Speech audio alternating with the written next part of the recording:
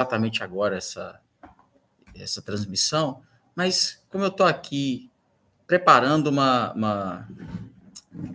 preparando um vídeo, na verdade, né? Estava montando um vídeo, preparando para mostrar a vocês um pouco da concepção do livro 1984, que é esse camaradinho aqui, ó, que foi pedido como trabalho para vocês, especialmente aqueles que são do 9º ano. Como vocês sabem, meu nome é Igor Mendes, eu sou professor de Geografia lá na Escola Alcides. No geral, eu evito colocar trabalho sobre livro, e esse ano eu resolvi incrementar um pouco e trazer uma ideia, né, de algumas leituras que a gente tem feito. O livro 1984, ele surge como uma...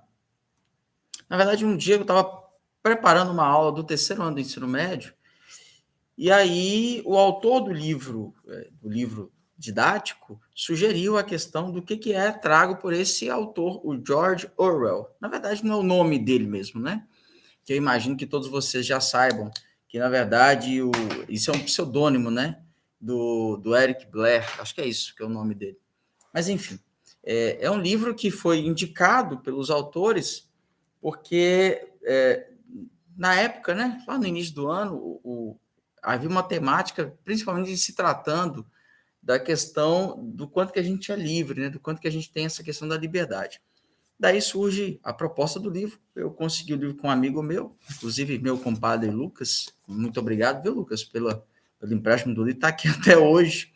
Terminei a leitura, enfim. E é um livro que ele traz várias interpretações. Então, para a transmissão de hoje, eu quero apenas fazer algumas ideias gerais, né?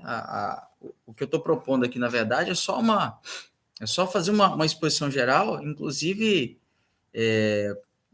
ao que tudo indica, amanhã eu consigo fazer a publicação do vídeo explicando um pouquinho mais detalhado do que é o livro. Não, é claro que a visão não é uma visão literária, né? É mais uma visão de um professor de geografia que lê um livro buscando toda uma parte de caracterização na área da geografia. Portanto, esse é um livro de 1984, como você já sabe, é uma distopia. Distopia tem muita ideia de talvez predizer algumas coisas, fazer algumas previsões de acontecimentos futuros. Então, o George Orwell, ele consegue fazer isso muito bem. Não só ele, como outros autores também conseguirão. Um outro detalhe do livro é porque o livro ele trata de um cenário que, ao que tudo indica, né, pela própria fala do autor, é um cenário que remonta muito bem à questão do socialismo. Inclusive, ele não fala socialismo, né, nas leituras, na escrita dele, ele procura falar Socing, que é a mesma ideia de socialismo. E o mais interessante aqui é porque o autor ele traz, né, de um modo geral, esse cenário típico esse cenário típico do que seria um governo mais fechado, né?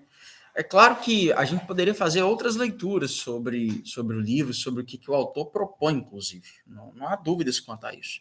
Mas, num primeiro momento, a ideia é exatamente esse fator, né, da gente buscar falar um pouco, aliás, do autor buscar falar um pouco do que seria esses sistemas de governos mais fechados. É claro que lá está se tratando do socialismo, está se tratando de um sistema como o socialismo, e você vai perceber, inclusive, na leitura geral do livro, né, que quando Orwell trabalha com essa questão do socialismo, ele nem faz a citação, por exemplo, dos principais países que, na época, eram socialistas. E a época que a gente está falando é a época chamada... aliás, a época chamada não, né? É entre 1930 e 1940, a época em que o contexto em que ele escreveu o livro. Interessante dessa questão da escrita do livro é porque, além desse detalhe, né, nós vamos perceber outros detalhes importantes. A questão do uso da chamada teletela, a questão do controle de uma série de informações que poderiam ter outras interpretações, inclusive. A gente poderia, por exemplo, trazer aqui alguns elementos, como, por exemplo, Ah, Benê, obrigado, amigão. Alguns elementos, como, por exemplo, a questão como é que fala? De ter sempre um ambiente sob controle, sabe? E outras coisas do gênero. Só retornando um outro detalhe também, é que o livro 1984, ele aparentemente prediz um fim para o socialismo. Ok, eu não vou entrar muito nesse mérito, vou deixar que vocês façam as leituras, que vocês, inclusive, entrem no chat aí, vai colocando para a gente algumas ideias, algumas perguntas até. Falando um pouco mais ainda do livro, o 1984 ele foi dividido em 3 partes básicas. Lembrando que cada parte, em cada uma das partes, o autor recomeça a contagem dos capítulos. Então, o livro tem um total de 24 capítulos, mas a cada parte ele recomeça a contagem. Então, na parte 1, do 1 ao 8, do capítulo 1 ao capítulo 8, na parte 2, do capítulo 9, do capítulo 1 ao capítulo 10, não me falha a memória, e na parte 3, do capítulo 1 ao capítulo 6, fechando 24 capítulos no total. Na primeira parte, aparentemente, parece que não tem muita graça o livro, né? É uma coisa muito, um tanto quanto monótona. Mas não tem muita graça do ponto de vista de um romance. Lembrando que, quando se trata de romance aqui, óbvio que eu não sou o melhor técnico para falar o que é um romance, tá? Mas quando fala romance, fala-se de estilo de escrita, forma de escrever. Não necessariamente daquela coisa do amor incondicional que vai acontecer entre duas pessoas. Então, a ideia aqui é você observar essa estruturação da escrita, chamada romance. Então, o romance, ele começa especialmente fazendo algumas caracterizações e que, de repente, o leitor, especialmente aquele leitor que vai fazer o trabalho, né, que a gente pediu, ele precisa ficar atento. Não, Abner, na verdade, não. Esse livro do trabalho que a gente está trazendo aqui, que é o 1984, ele não é uma fábula. O livro que vai tratar de uma fábula é A Revolução dos Bichos. Inclusive, era para eu já ter começado a ler, mas ainda não pude. Eu até assisti algumas apresentações de alunos na Escola Alcides Mendes, advinda de um trabalho de história do professor Luiz Carlos, que, aliás, muito obrigado, Luiz, pelos ensinamentos aí. Este livro, especialmente esse aqui, o 1984, ele não é uma fábula, não, ele é um romance, né? Inclusive, nesse romance aqui, como eu estava dizendo, a proposta do autor, na primeira parte, talvez se preocupar com algumas descrições, principalmente em se tratando de socialismo, principalmente em se tratando de cenários relacionados a como é que seria um sistema de governo fechado. Então, você vai perceber, por exemplo, que eles controlam, dentre os diversos controles, um controle disso é o nome das coisas. Aqui no livro, por exemplo, o autor vai dizer, o Orwell vai colocar, por exemplo, que as casas das pessoas são casas ou apartamentos, né? Vamos pegar aqui apartamentos. Eles são estruturados para ter vários apartamentos, para caber muitas famílias ali juntas, e esses apartamentos estão em prédios chamados de mansões Vitória, ou Victory, como quiser encontrar lá no livro. Assim como pode-se dizer que os produtos, de um modo geral, os produtos como um todo, eles têm nome Vitória. Por exemplo, café Vitória. Se tivesse um leite lá, embora o autor não fale de leite, leite Vitória. E, enfim, brinquedos Vitória. Todos os objetos, os produtos e utensílios que seriam comercializados e se movimentariam facilmente dentro do sistema lá da Oceânia ou Oceania. Eu prefiro falar Oceania, mas se for seguir o nome certinho, é Oceânia. Então, todos os produtos e utensílios que circulam ali dentro são denominados Vitória. Daí você vai perceber que isso de certa forma, intencional em sistemas de governos mais fechados. Pouca variabilidade de produtos, poucos produtos, né? Variação muito pequena de produto. O consumidor ele não tem opções. Digamos que, se trata, no caso aqui do café, o café só tem um café chamado de Café Vitória, né? E isso é um detalhe importante quando se trata de governos, de sistemas de governos mais fechados. além desse detalhe, né, nós vamos observar também que a movimentação das pessoas, de certa forma, ela é vigiada. Por isso que é o mais legal da distopia, né, da proposta aqui, a distopia, não só do Orwell, mas de outros autores. No caso, o que está em xeque aqui é o autor do livro 1984, então é o cenário de 1984. Então, a distopia que é interessante é porque ele já consegue predizer muitas coisas que aconteciam em tempos mais atuais, mas esse livro foi escrito lá na década de 40. Então, o uso da chamada teletela, uma tela, né, que fica centralizada na casa das pessoas. O exemplo claro disso aí é a televisão que normalmente ocupa, né, uma posição de destaque nas casas das pessoas, que é na sala principal. Um exemplo claro. Também o autor ele consegue predizer, por exemplo, a questão das pessoas que dependem diretamente desses sistemas digitalizados. Então, esse é um ponto importante que, o, que o leitor deve prestar atenção. Bom, ainda em se tratando da primeira parte do livro, essa primeira parte do livro ele vai caracterizar muito esse cenário, que de repente o estudante, o leitor mais desatento possível, ele não presta atenção. Por mais monótona que seja a descrição que ele faz, são descrições importantes. Por exemplo, dos prédios, como é que são os prédios, como é que é a relação das pessoas, que normalmente ele trata de um cenário mais urbano, até porque ser um cenário mais urbano tem mais pessoas juntas, próximas, e pessoas mais juntas, próximas, é mais fácil, né, de controlar, de manipular, de manter uma certa atenção sobre essas pessoas. Vocês perceberão, quem de alguma forma lê o livro, perceberão, por exemplo, que o autor ele faz questão de falar muito bem em relação da vestimenta das pessoas, né? Que há uma tendência das pessoas usarem macacões, né? Roupas mais folgadas, talvez para não marcar demais o corpo das pessoas. Vocês perceberão, inclusive, que nas descrições lá há uma tendência de Orwell falar das mansões Vitória, que são mansões, que são construções muito antigas, que ele até faz uma referência meio parecida assim com o fato de dessas construções terem acontecido antes, né, daquele grande período, daquela grande revolução, que pela lógica daria a ideia da Revolução Russa de 1917.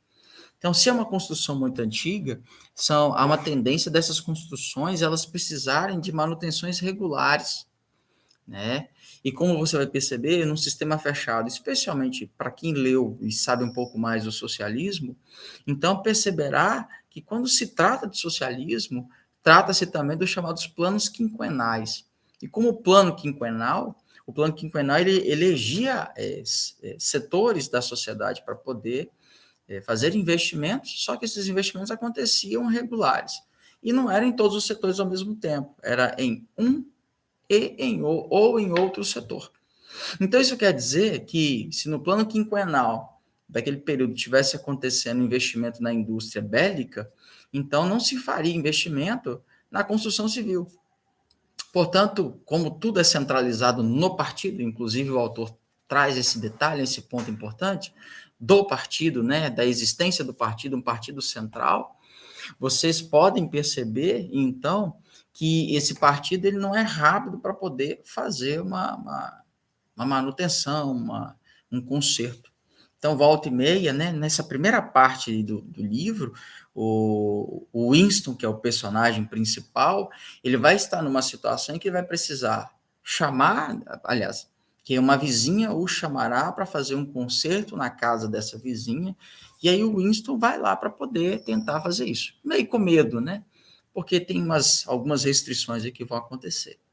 Bom, já que eu trouxe a ideia do Winston, isso aqui são ideias gerais.